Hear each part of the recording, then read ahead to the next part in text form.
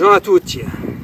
Alors aujourd'hui c'est une vidéo, vous aurez compris rien que par le titre, c'est une vidéo qui n'a strictement rien à voir avec les remises en état, les restaurations ou les extractions de voitures.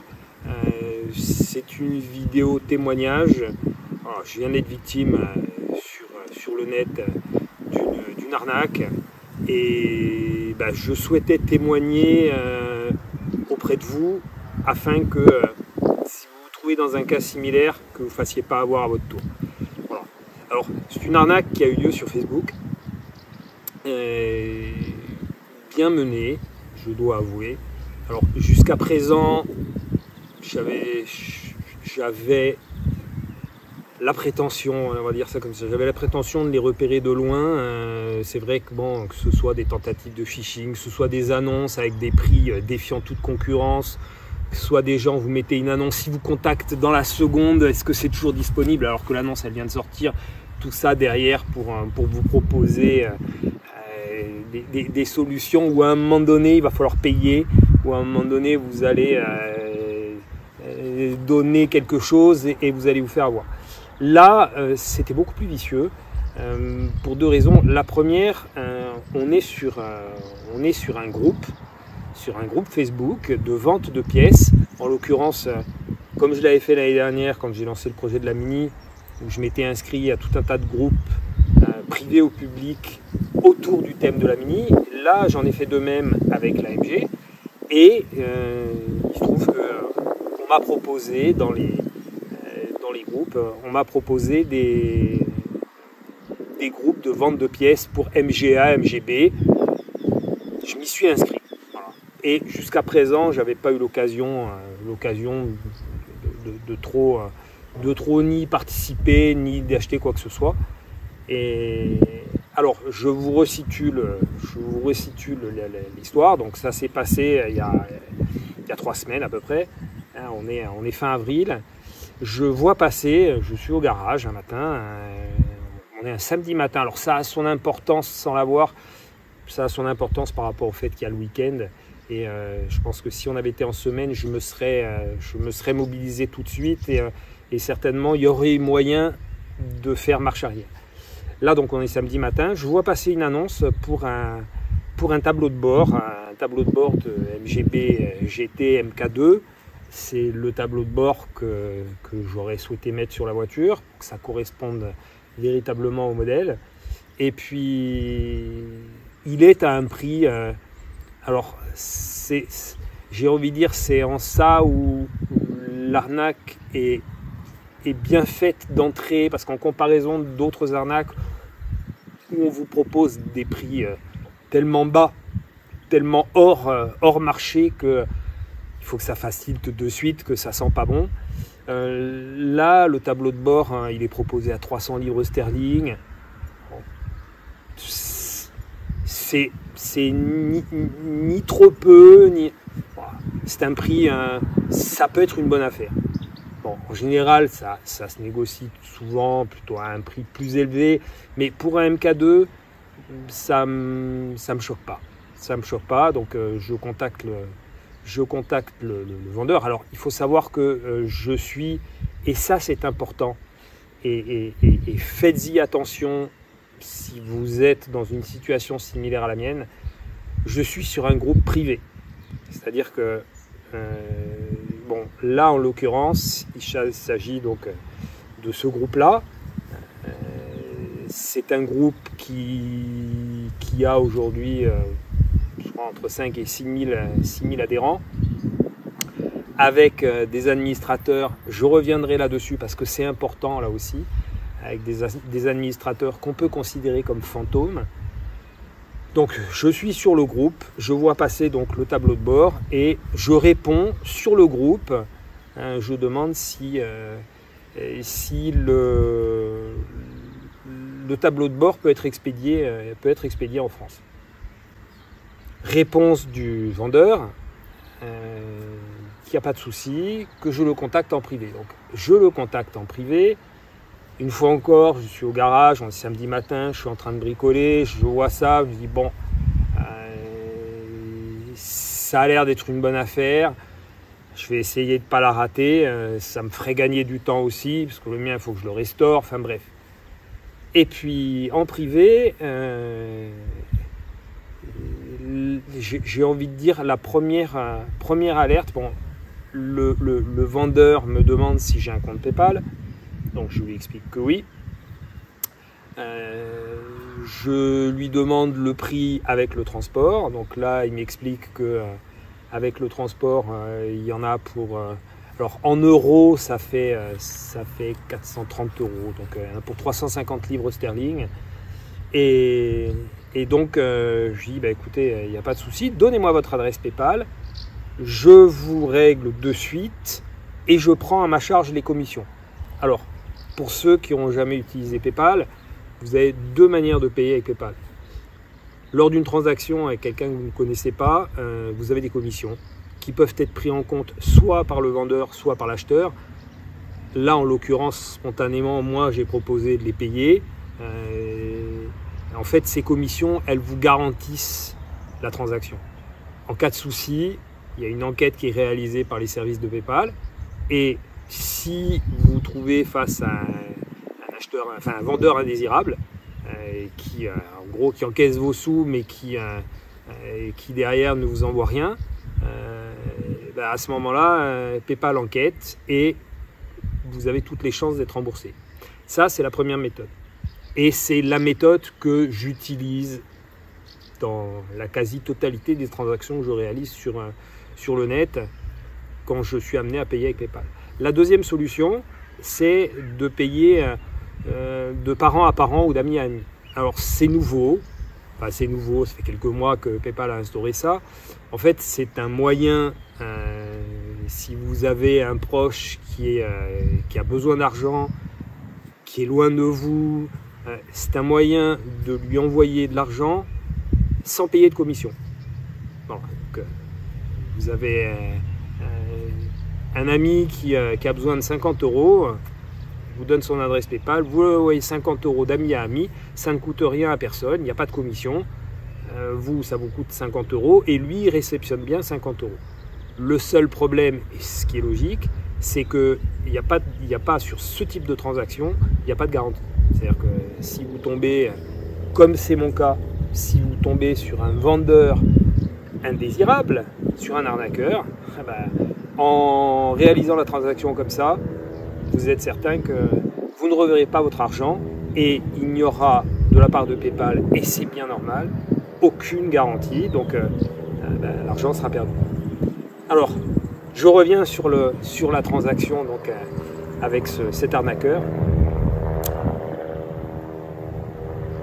Attendre que l'hélicoptère passe. Alors, donc, je suis en conversation privée donc, avec le vendeur. Je lui demande le prix complet donc, avec le transport. Et je lui propose donc, je lui demande son adresse PayPal et je fais une première tentative sans en parler au vendeur. Je fais une première tentative pour lui régler la somme. Alors non pas de 350 livres, mais avec les commissions, on passe à 363 livres. Donc première tentative. Tout a l'air de bien se passer, sauf à la dernière étape. Je reçois un code, je rentre le code et là, ça bloque. Première fois, alors dans ma tête à ce moment-là, je me dis, je suis au garage, le réseau il n'est pas extraordinaire. Je refais une tentative. Nouvel échec. Donc je contacte le vendeur, je lui explique, écoutez, j'ai voulu vous faire un règlement en prenant en compte les commissions. Il y a un problème, ça passe pas.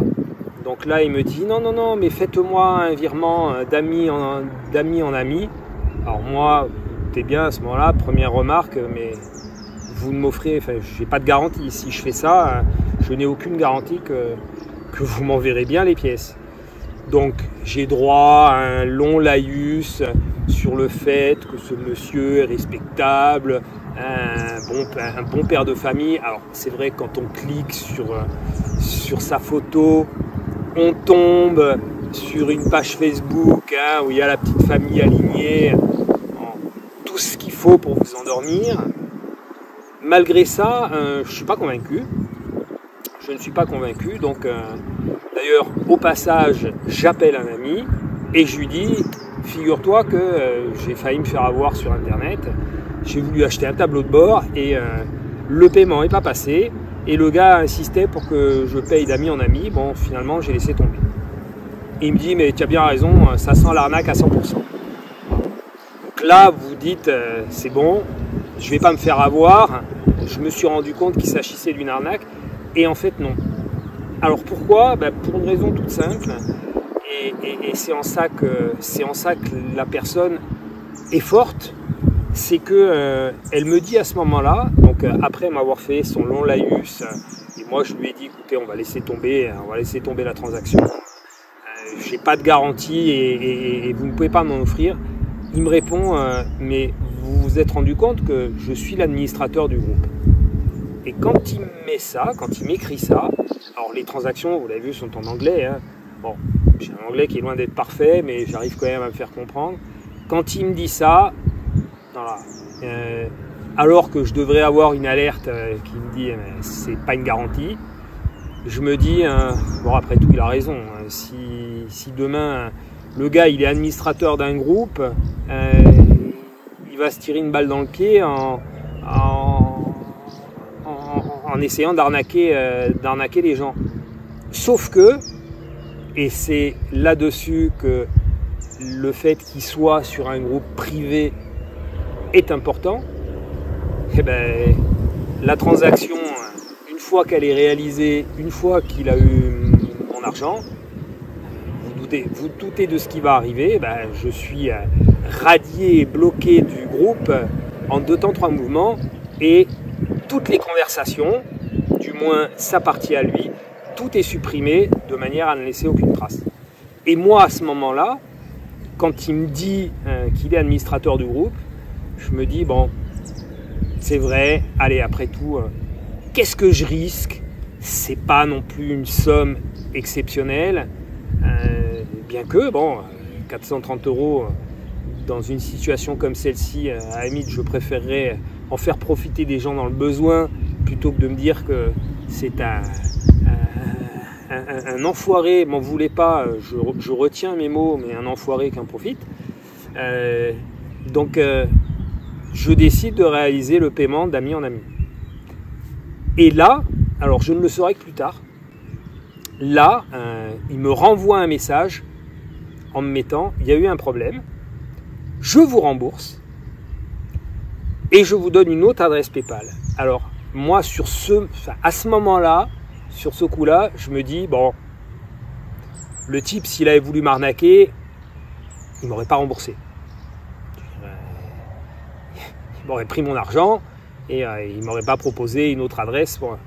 Donc, c'est vrai qu'à cet instant-là, je fais tomber ma seconde barrière de sécurité qui me disait stop, ne va pas plus loin. Et je me dis, bon, ça m'a l'air d'une transaction correcte. Sauf que, je l'apprends un peu plus tard, en fait, son compte, son adresse mail, puisque pour ouvrir un compte PayPal, il suffit juste d'une adresse mail.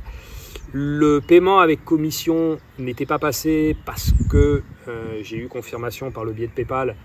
Ils avaient un doute sur l'honnêteté du compte.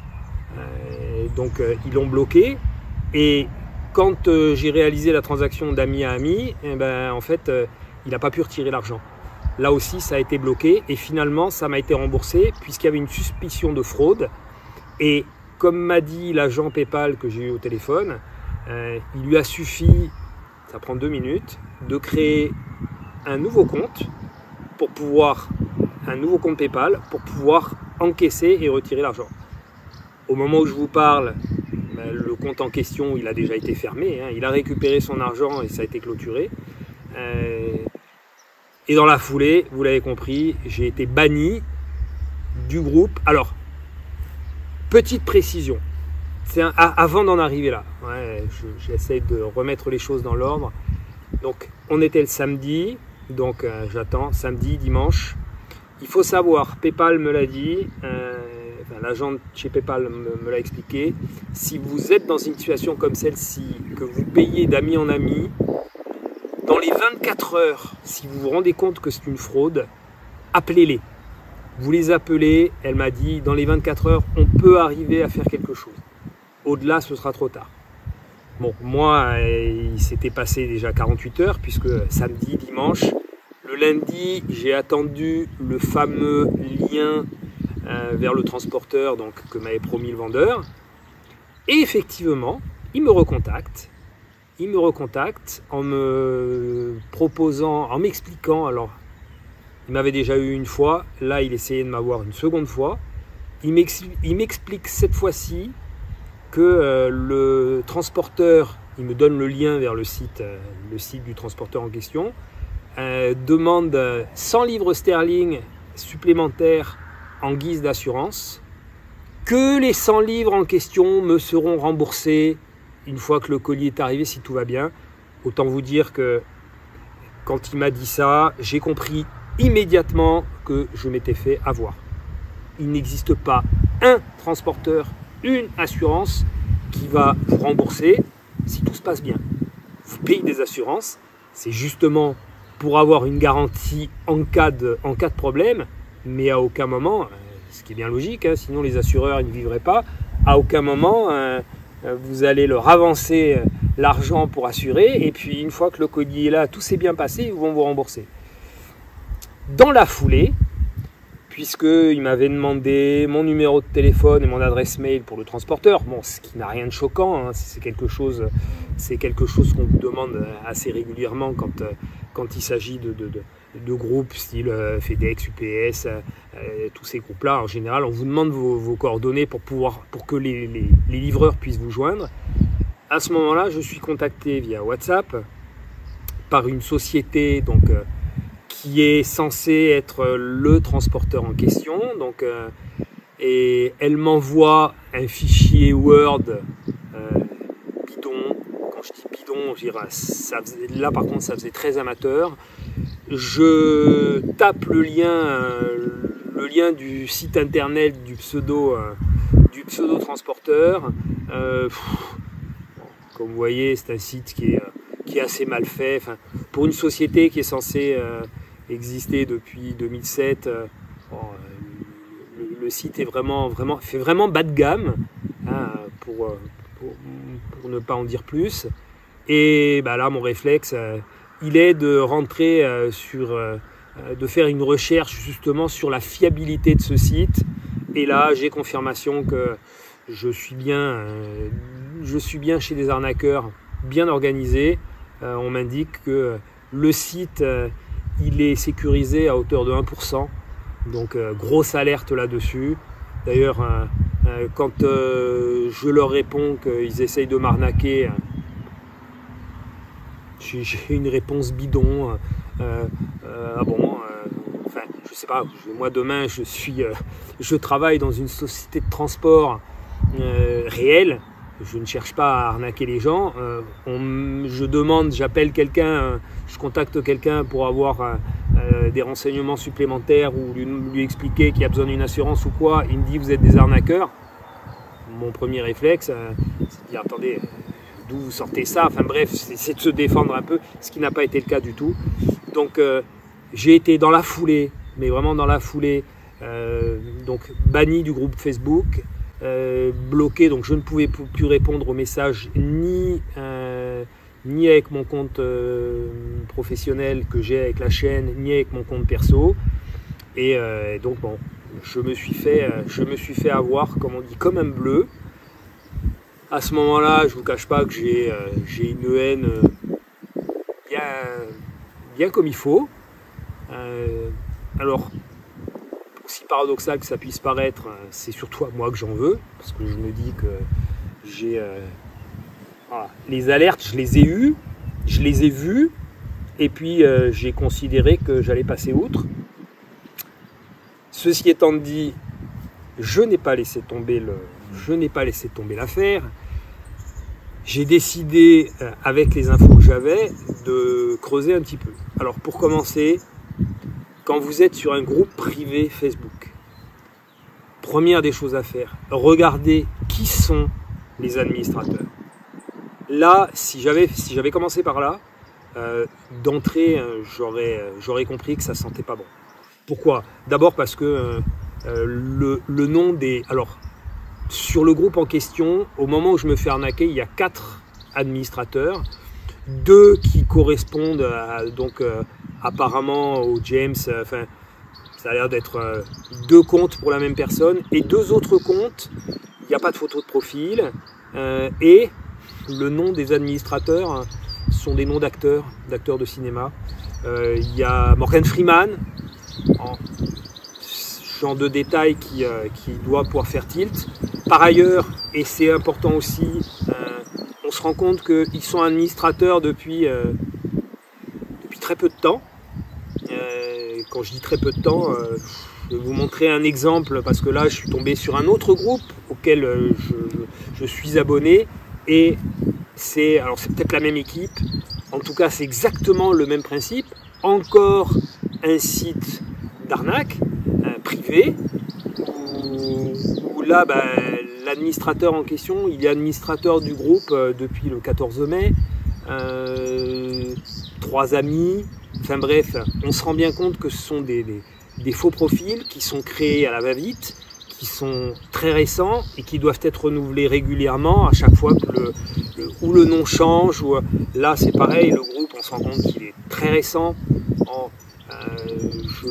Je sais, pour appartenir à des groupes publics, pour avoir 6000 abonnés, il faut quand même déjà bien démarcher. Là, ce sont des groupes qui ont une existence depuis mi-avril. En l'espace d'un mois et demi, ils sont déjà à presque 6000 abonnés. Ça sent le fake à plein nez. Et du coup, là, sur un autre groupe qui m'a été conseillé, là aussi, je serais curieux de savoir s'il y a une relation entre tous ces groupes privés. Mais sur le nouveau groupe, donc pareil, je revois passer un tableau de bord. Le gars qui se dit aussi administrateur du groupe, enfin qui est aussi administrateur, certainement effectivement administrateur du groupe, mais administrateur d'un groupe fantôme, donc il fait ce qu'il veut. C'est un groupe privé, il est en capacité de faire absolument ce qu'il veut. Il valide a priori tous les posts qui vont apparaître sur ce groupe, et il va valider tous les messages. Donc je ne peux même pas me dire j'ai découvert que c'était une arnaque, je vais la dénoncer. C'est un groupe privé, mon commentaire sera bloqué avant même d'être publié, et je vais être radié de la même manière que je l'ai été de l'autre groupe, et finalement les gens vont continuer à se faire avoir. Donc cette fois-ci j'ai eu la vigilance de faire des captures d'écran. Je vous montre un petit peu la démarche. Donc je suis sur le groupe, je commence par regarder les administrateurs. On voit très bien que les administrateurs en question, ça sent bizarre. Des gens qui n'ont pas d'amis ou très peu d'amis, suivis par 3 personnes, pas de photo de profil. On est clairement dans de l'arnaque potentielle. Ensuite, je rentre en contact là aussi. Cette fois-ci, j'ai parfaitement conscience que c'est un site d'arnaqueur, mais je veux avoir des conversations pour montrer que voilà comment il fonctionne. Donc là aussi, je vois le tableau de bord, même tarif, il est à 300 $. A priori, c'est un groupe qui est aux États-Unis. Je leur demande le tarif avec le transport. On m'annonce 350 $.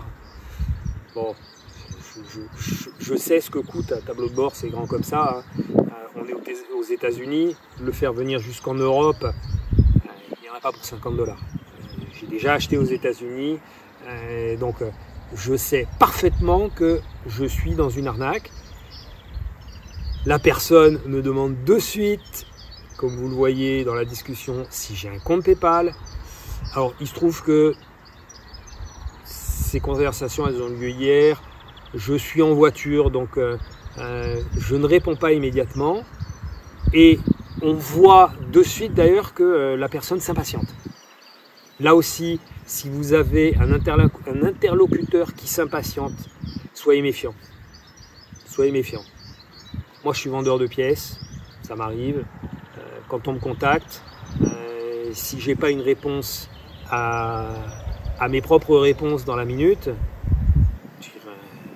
je peux relancer, mais je ne vais pas relancer avec des points d'interrogation au bout de 5 minutes parce que je n'ai pas répondu. Il n'y a aucune raison. Donc là, comme je me suis fait avoir une première fois, donc je lui propose, donc je lui demande son adresse PayPal. Je lui propose de lui faire un règlement en prenant à mon compte les commissions. Et là, je vous laisse découvrir par vous-même.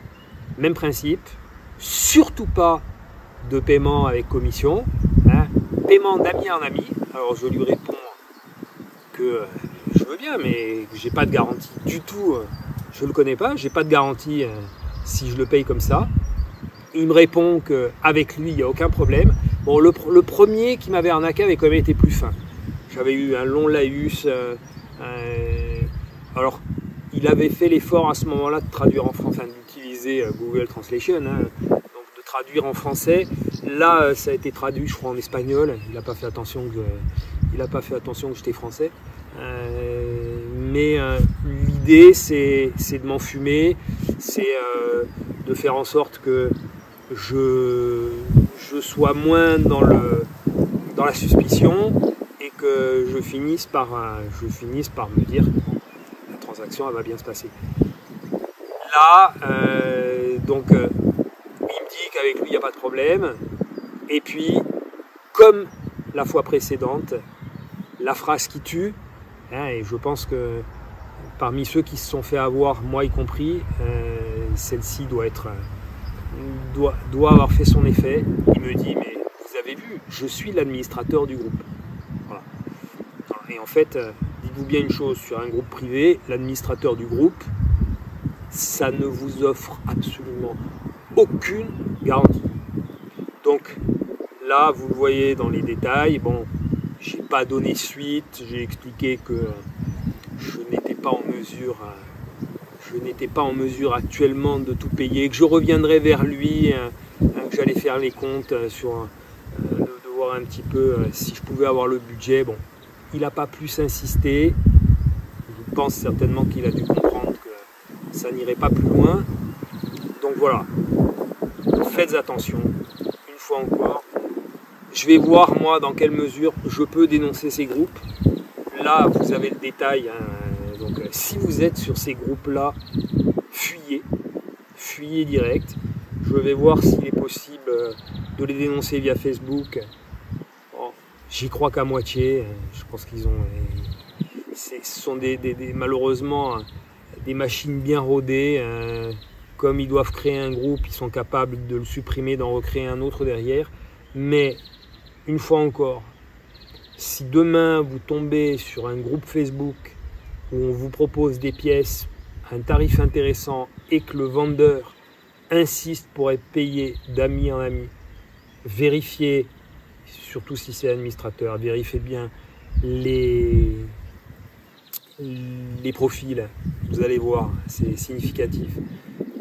Demain, si l'administrateur il a un profil avec 5000 personnes, enfin 5000 amis, j'exagère, mais s'il est facile à retrouver sur Facebook, là, si je tape le nom de cette personne, ça ne me sort absolument rien sur Google. Rien. Il ne me sort aucune information. Même pas sur le nom du groupe. Donc, méfiez-vous. Une fois encore, ma triste expérience, si je peux transmettre ma malheureuse expérience par ce témoignage et vous empêcher de vous faire avoir à votre tour, quelque part, ce sera pour moi un semblant de victoire. Bon, ça ne me fera pas revenir mon argent malheureusement. Donc là, les 430 €, il va falloir que je me débrouille pour les réintégrer dans le projet. Mais voilà, une fois encore, vigilance. Ça m'est arrivé, ça peut arriver à tout le monde. Soyez vigilants. Allez, sur ce, j'ai assez parlé. Portez-vous bien et nous, on va se retrouver, malgré ça, on va se retrouver samedi. Je ne sais toujours pas si on va voir de l'AMG ou si on va voir autre chose. Parce que l'AMG, malheureusement, ça prend du temps, ça avance pas aussi vite que je voudrais. Donc voilà. Vous connaissez la formule consacrée. N'hésitez pas à vous abonner. Vous avez les liens sur Instagram, les liens sur Facebook. Je n'appartiens pas à un groupe privé. Vous pouvez y aller sans souci. Et puis le lien vers la cagnotte, c'est pareil. Vous avez le QR code. Il vous suffit de faire un arrêt sur image. Il y en a qui me demandent, mais où est-ce que je trouve le lien? Faites un arrêt sur image, vous prenez votre téléphone avec un lecteur de QR code et vous flashez le QR code. C'est aussi simple que ça. Je pense que c'est à la portée de tout le monde. Voilà. Sur ce, bonne continuation, bonne fin de semaine et je vous dis à samedi.